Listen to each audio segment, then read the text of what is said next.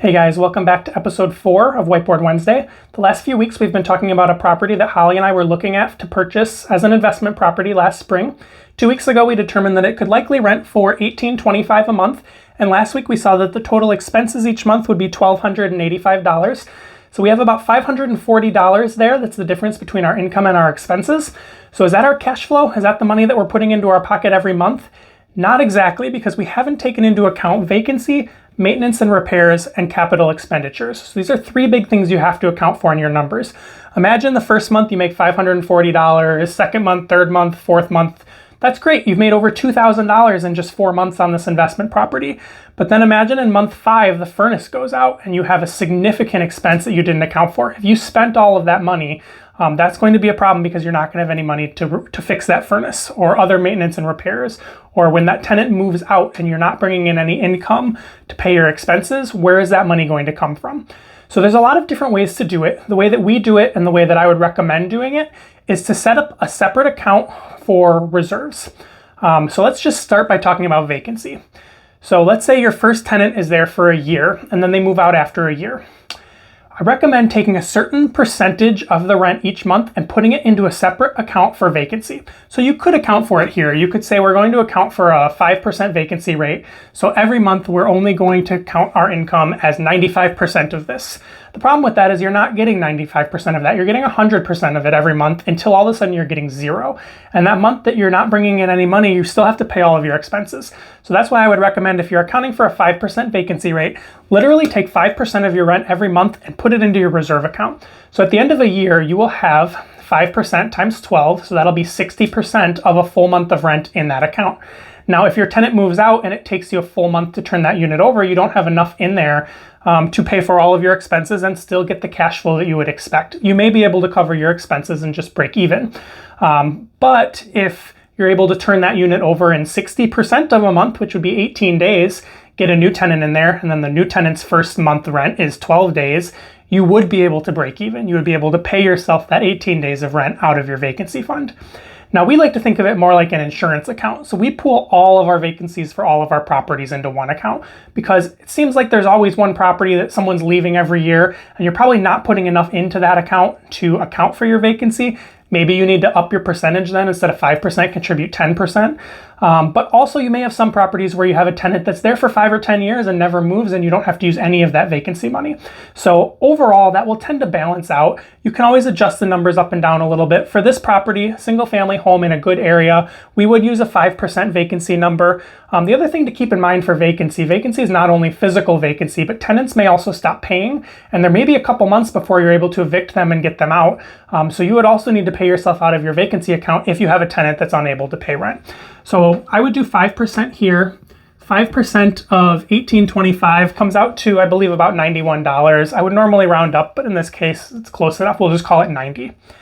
The next thing is maintenance and repairs. So we only have 8 active units right now with tenants in them. We have a few that we're turning over. I've received 3 maintenance calls in the last week. So things happen, things break. We have generally updated and renovated properties as well. So this should decrease some of the maintenance and capital expenditures, but it's always going to happen. So one of them was a leaking sink that just needed a new trap. I got it for $10, was able to replace it myself.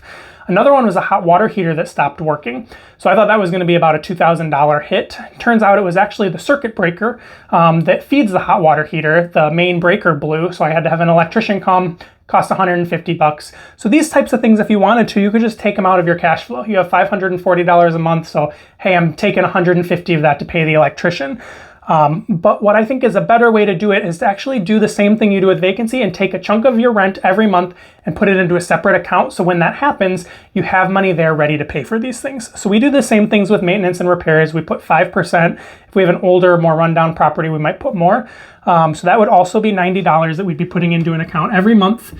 And again, you may go for a year without anything breaking. We have one of those houses where we haven't had a maintenance call literally this entire lease. And then we have another property that it seems like every month we're there doing things. So again, we kind of put all of our properties into one fund, and it kind of varies over time which ones are kind of your money pits. And sometimes for 1 year, you're fixing everything, and then everything's kind of fixed and you don't have to fix anything for a while. So again, we're kind of using this reserve account as a little bit of an insurance policy so that we have the money there and we're able to use it. You don't feel bad if you need to fix something. Capital expenditures are the big things: the roof, the hot water heater, the furnace, the big things that are going to cost a lot of money to replace. It could also be every 10 or 15 years you're going to redo the kitchen, new countertops, cabinets, maybe new flooring, the more big renovation type items. So we're generally coming in and renovating our units before we place tenants in them, but you do still want to start saving up for in the future when you need to do these things again. So you can actually calculate how much you should be setting aside for CapEx. So let's say you know your roof is going to cost $12,000 to replace. A roof lasts about 25 years. We'll say 24 for just nice numbers. You need to be setting aside $500 a year every year to have enough to replace the roof when the roof is due. Obviously, if the roof needs to be replaced sooner, you may need to save up more in the meantime. Let's say a hot water heater is $2,000 and it lasts about 10 years. You need to be setting aside $200 a year every year. So you could go through all of your big items, figure out how many years until you're going to need to replace them, just best estimated guess, and then how much you need to set aside every year. And then you could figure out what percentage of your rent that is. That's one way to do it. For this property, I think the CapEx would have been a little over 5%, but maintenance and repairs are probably a little under. So combined, I would say 10% for maintenance and repairs and capital expenditures would be good. So I'm going to put another 90 here. So essentially we're taking 15% of our rent every month, we're moving it into a reserve account, and we're keeping that there so that when we have vacancies, maintenance and repairs and capital expenditures, we can pull the money out of that. When a unit's vacant, we can pay ourselves rent out of the account that month. We can continue not only to pay our expenses, but also to continue to get the cash flow that we would expect. If you're only using these numbers, your cash flow is going to be a roller coaster every month. You might have great cash flow and then zero and then great and then you're negative. And it's very difficult to know how much cash flow to expect. When you're putting the appropriate amount into reserve accounts, the actual cash flow that's left is cash flow that you can probably count on. So in this case, our reserves would be $270. So I believe we said we had a $540 gap. So that just happens to be exactly half of our cash flow. So half of our cash flow is going into a reserve account, but the other amount, if you wanted to pull it out and use for other things, you should be able to do that if you've appropriately accounted for your reserves. Now, some people will also want to put all of their cash flow in the reserve account until your reserve account has built up big enough that you feel like you could overcome something like a furnace or a hot water heater or a roof, things like that, especially if you know things like that are coming. So it might be wise to put all of your cash flow for a while, all of this $540 into that reserve account. What happened if a tenant stopped paying and you didn't have any income for 2 or 3 months until you could evict them? Do you have enough money to pay all of your expenses? So I think reserves are really important. Hopefully after you get a few properties and you budget for this accordingly, you can build up a pretty significant reserve account. Again, our strategy is that we would always rather have too much in reserves than not enough. It's always better to have too much money, in that account, and you can always take money out of it and deploy it elsewhere, but you hate to have something big come up and not have enough money there to cover it. So that's the last piece in analyzing a property.